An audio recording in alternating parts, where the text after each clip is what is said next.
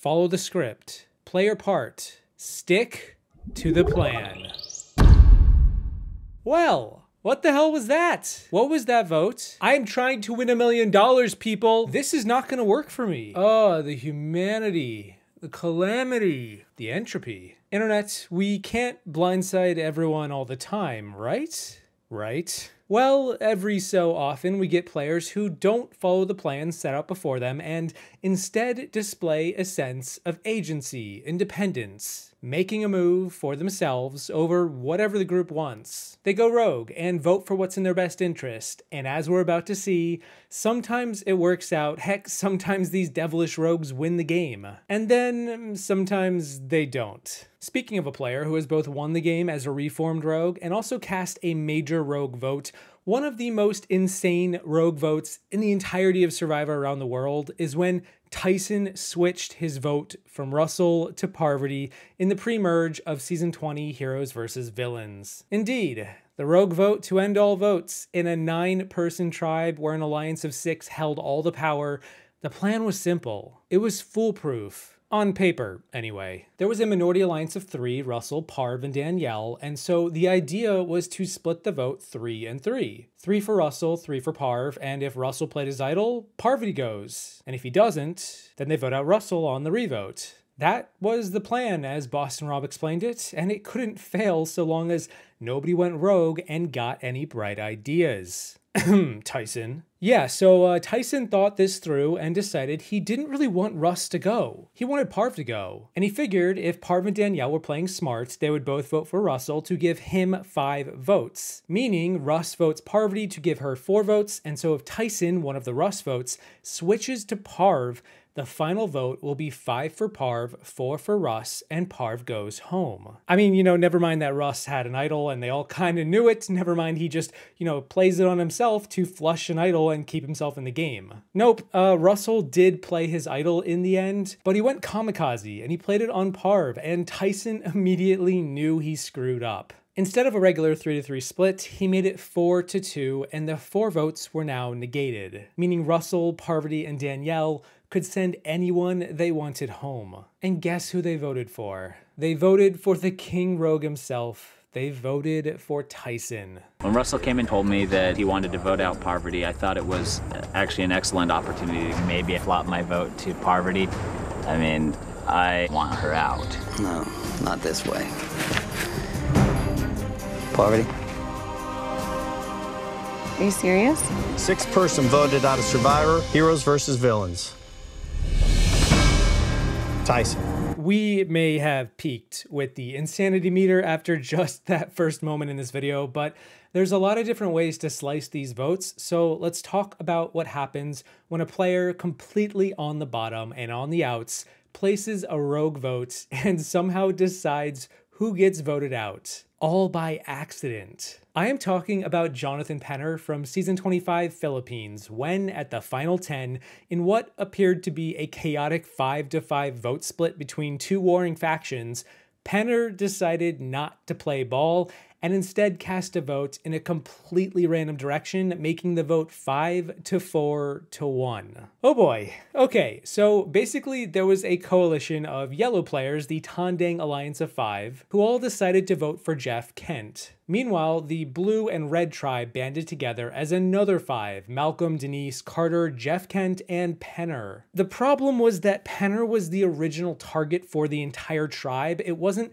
just this clear 5 versus 5. It was more like 9 versus 1. Returning players were the targets, and Penner had the crosshairs on him until he won immunity. He just pulled it out. He was clutch, and suddenly all hell broke loose. Penner was off the table. He was no longer a dead man walking, and so the target shifted a lot. It then went to Scoopin, who was another returning player. It went to Malcolm, but with idle shenanigans, it eventually landed on Jeff Kent and Pete. Penner was supposed to vote for Pete. Penner was also working with Scoopin as they were 2 returning players, and together they were gonna vote for Pete to make the vote 6-4. But then the wildest thing happened. Scoopin flipped on the vote, and Penner decided in all of the calamity to just do whatever the hell he wanted. And what he wanted to do was spite Abby. So we voted for her. He sent a single vote to Abby and said, deal with it. He figured the votes were already locked and his vote didn't really matter, so why not spice it up and drive her a little mad? I always love a good strategic move. With Penner's rogue Abby votes, Jeff Kent, a guy who was targeting Penner all season but had to settle with working with the guy for a single vote, was instead sent to the jury. It's one of the richest twists of fate in all of Survivor, where Penner accidentally gets Jeff voted out due to a rogue vote cast out of spite. 9th person voted out and the 2nd member of our jury. Jeff, need to bring me your torch. That was the most incredible tribal I've ever been a part of. It was crazy. I don't even know what the hell happened. So I'm the one who blew it? By not voting for Pete? That sucks. It sucks. Did my vote screw it up? Even if I'd voted for Pete, all it would have done is tied it up. Okay, yeah, that's also pretty insane. How about when a player cast a rogue vote and pretended they didn't, and then lied to their entire alliance about how they didn't cast a rogue vote, but instead just made a big mistake because the instructions weren't clear. I've talked about this a lot, but you know what? Why not? Let's talk about Natalie's vote against Alec at the final 7 of season 29, San Juan del Sur, where Natalie is in an alliance of 5 alongside Missy, Baylor, John, and Jacqueline against 2 players at the bottom, Alec and Keith. The alliance decided to split the vote 3 and 2, and they wanted Keith out before Alec. Keith was a better physical threat, meanwhile Alec was barely able to contain the drool coming out of his mouth. But Natalie figured she could work better with Keith in the game than Alec, which is quite a testament when you consider Keith's strategic acumen, and she really wanted to get John out sooner than later. Keith could win challenges, whereas Alec was kinda In this plan, Natalie was told to vote for Keith, which would put 3 votes on him, enough to vote him out, but she wondered if she could get away with something more. And so she approached Baylor, her closest ally, about the prospect of flipping the vote. Baylor didn't love the idea, but was open to Natalie doing it if need be. Baylor wasn't a snitch though, and wouldn't tell anyone about it. And at Tribal Council, going against the grain and the script, Natalie flipped her vote from Keith to Alec and sent Alec home in a vote of 4-3. Natalie's alliance was dumbfounded, shocked, confused, questioning everything. They actually wondered if Alec had somehow voted for himself. Natalie sold her rogue vote behavior well. She acted normal, like this was the plan, because she ruined their plans and knew it, but the story was she didn't know it. And then she got back to the beach. She told them she voted out Alec because that was their plan, but it turns out it wasn't. Her alliance believed her and forgave her and said that it wasn't a big deal, but it turned out to be a pretty big deal when Keith worked with Natalie in the next round to blindside John. Yeah, this is one of the highest quality rogue votes ever cast. 11th person voted out and the 5th member of our jury. Alec, need to bring you a torch.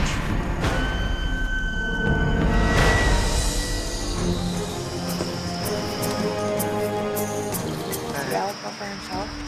No. Did you tell me? You and Trevor? I mean, I think I sold it to them properly, but it's gonna be scary. But John is on my hit list. He's been on my hit list since he sent Jeremy home, so it's been a long time coming. I need to make some moves soon. Tribal was a little bit of a debacle. I guess we didn't talk enough going into it, and Natalie didn't fully understand who she was voting for. Okay, now for the next one. Let's talk about a season also with a Jeremy and a John and an Alec and Natalia, not Natalie. I'm talking about what happened 8 seasons later on season 37, David versus Goliath. In the pre-merge, where Alec got his revenge and voted out Natalia in a blindside I didn't see coming. And neither did Natalia. And neither did Kara, for the matter. On a 5-person swap tribe, the Goliaths held a majority 3-2. Alec, Kara, and Natalia were a trio against Davey and Elizabeth. Now, Davey held an idol, but he didn't want to play it if he didn't have to. Plus, Elizabeth was talking about just voting Davey out, so like, what would the hope be for anyone else going other than Davey or Elizabeth? See, now, that's the thing about playing with free-thinking freebooters with their devilish charm, quick wits, surfer bro tropical island button-downs, and a nice smile. You never know what you're gonna get. Davey noticed that Alec didn't get along well with Natalia. They had a conflict of personality. Natalia was a bit zealous, a bit too anxious and paranoid for Alec's chill demeanor. Alec wanted to find people that he could work with for the long haul, not just pick off people because they originated from a different tribe. And so, Davy floated the idea of himself, Elizabeth, and Alec voting out Natalia instead. And the gears in Alec's head began to turn a lot faster after he heard that. The funny thing is that Alec had a thing for Kara and didn't want to leave her high and dry, but he also wanted Natalia out too. Alec and Kara actually dated after the show wrapped up, so it wasn't just an island thing either. You would expect, given this attraction, given this commitment, given the number situation and how it was just the pre-merge, not the final five, that Alec might play it safe and do what pretty much everyone does this early in the season: they stick to tribal lines. You barely know these people, at least work with the devil you know over the one you don't. But Alec's a rogue. He doesn't really care about all that. And when he consulted his gut at tribal council, he ultimately decided to cast caution to the wind and cast a vote against his former Goliath ally, and voted Natalia out in a 3-1-1 major blindside. He even left Kara out of the plan. He basically went mercenary, and I can't even say it was a great move, but hey, it made for great TV. 5th person voted out of Survivor. Natalia. Need to bring me your torch. Sorry. Don't be sorry, shut up. Why are you smiling? Oh my God, I can't handle you right now. It's a game. Alec blindsided me, he backstabbed Natalia, and he full-on blew it. My gut said, just do it. Yeah. Just do it. Which is awesome. Now So I did it. you have an awesome trust with them. I just am worried about. Last, but certainly not least, I gotta make mention of one of the most recent, wild, almost unbelievable rogue votes ever cast in Survivor, and that's at the actual Final Five of Season 45, when Keturah went rogue and cast a vote for Julie, sending her to the jury in a 2-1-1-1 vote. One of the most unpredictable votes ever. This was supposed to be the tribal council where Dee, the eventual winner, gets voted out in a massive blindside. But instead, it turned out the entire vote was one massive blindside where nothing made sense and everything was up in the air. To begin to explain how this happened would basically span the entire season, but it boils down to Keturah and Jake. They decided to work together for half a day to blindside Dee. An idea that was Keturah's in the first place. She even convinced Jake to switch his target from Julie to Dee, only for Keturah to, at the last second, not trust Jake enough to follow through with the move and instead play it safe and just vote for Julie, the original target. Meanwhile, Jake, who held an idol, did vote for Dee, and the plan was to stack votes on Keturah, and he played his idol on Keturah to negate a single vote sent her way. Meanwhile, Dee voted for Keturah because she loved Julie too much. Austin voted for Julie because he knew Jake had an idol and Julie was the safe vote, and Julie voted for Jake because Jake wasn't Reba and was the least trustworthy. But still, in spite of all that, Keturah flipped her vote at the last second. She went rogue on her own plan after convincing Jake to target Dee, mostly because she didn't trust Jake to follow through and she would rather go with a guaranteed plan, vote out Julie, over one built on a shaky foundation with a man she couldn't trust all season. It's almost like she went rogue on herself, from playing it safe to bucking the trend to playing it safe again by going rogue. That's 1 vote Jake, 1 vote Dee, 1 vote Julie, 1 vote left. 14th person voted out and the 7th member of our jury.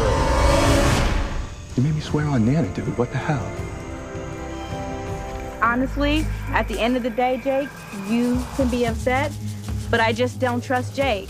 And I just didn't feel like I could go on a plan with him. Oh man, dude, that tribal sucked. If I knew Jake was gonna play his idol for me and I could trust that he would've, I would've had safety.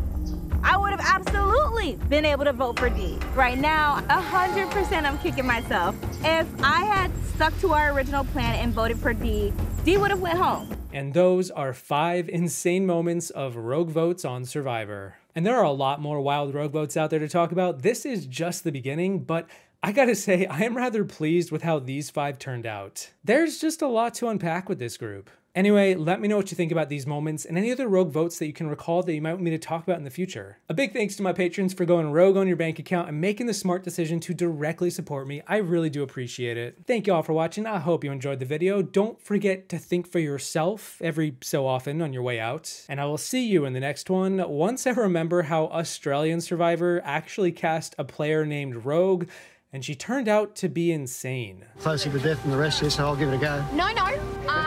Actually, totally disagree with you, since I almost died 3 times in my life so far. Hey, so were you circumcised?